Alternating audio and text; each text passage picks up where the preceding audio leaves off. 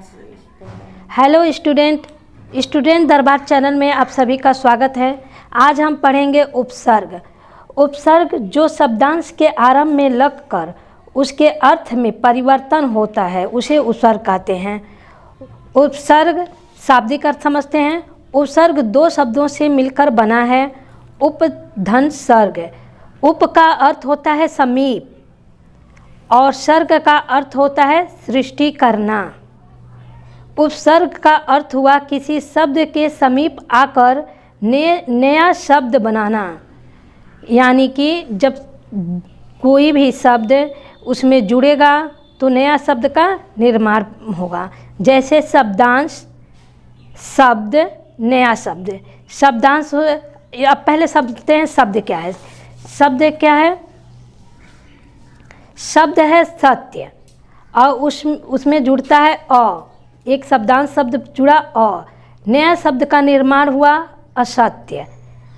अ का अर्थ हुआ नहीं, सत्य का अर्थ हुआ सच, और जो नया शब्द बना है जो सच नहीं, यानी कि उसका मूल अर्थ होना चाहिए। उपसर्ग में कुछ ध्यान देने वाली बातें हैं, उसे आप देखिए। उपसर्ग में विसर्ग नहीं होता है, यानी कि जब कोई आपको 4 ऑप्शन परीक्षा में मिले और जिसमें विसर्ग हो उसे आप नहीं करेंगे। कभी कभी संधि और उपसर्ग को एक करके नहीं देखते हैं। कभी भी संधि और उपसर्ग जो शब्द होते हैं एक करके नहीं देखते हैं।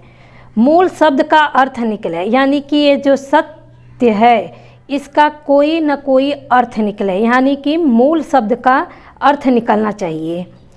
प्रायः संस्कृत में 22, हिंदी में 13 और उर्दू में 19 होते हैं। कितने उपसर्ग होते हैं? 22, 13, 19 उपसर्ग होते हैं।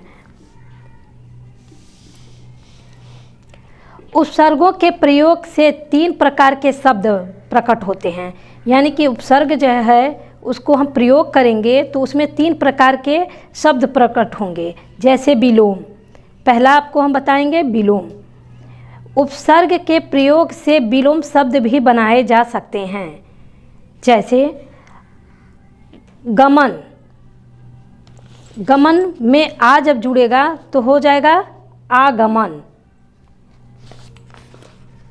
आगमन, गमन मीन्स जाना, आगमन मीन्स आना। उसी प्रकार मान मतलब सम्मान, अपमान,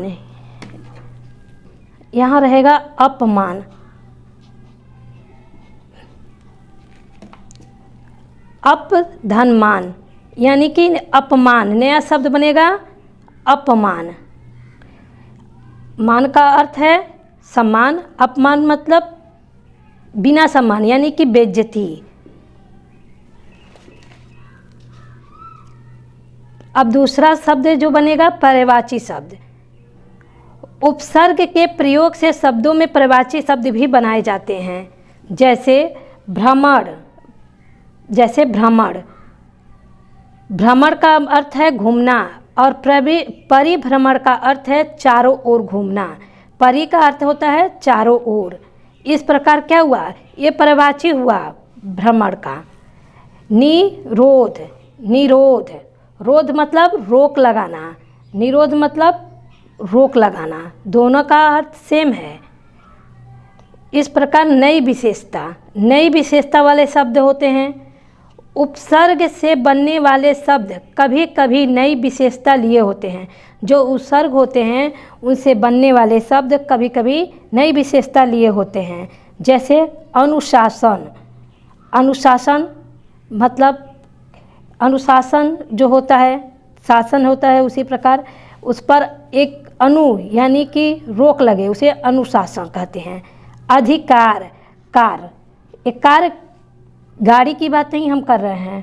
इस कार का मतलब है करने वाला, और अधिकार का मतलब है हक दिखाने वाला, यानी कि कहने का तात्पर्य है कि करने वाला दूसरा होता है और अधिकार अपना हक दिखाने वाला दूसरा होता है।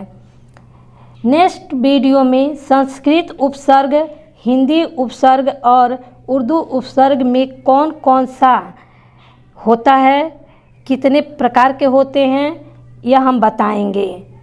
आप चैनल को सब्सक्राइब करें, लाइक करें और शेयर करें। धन्यवाद।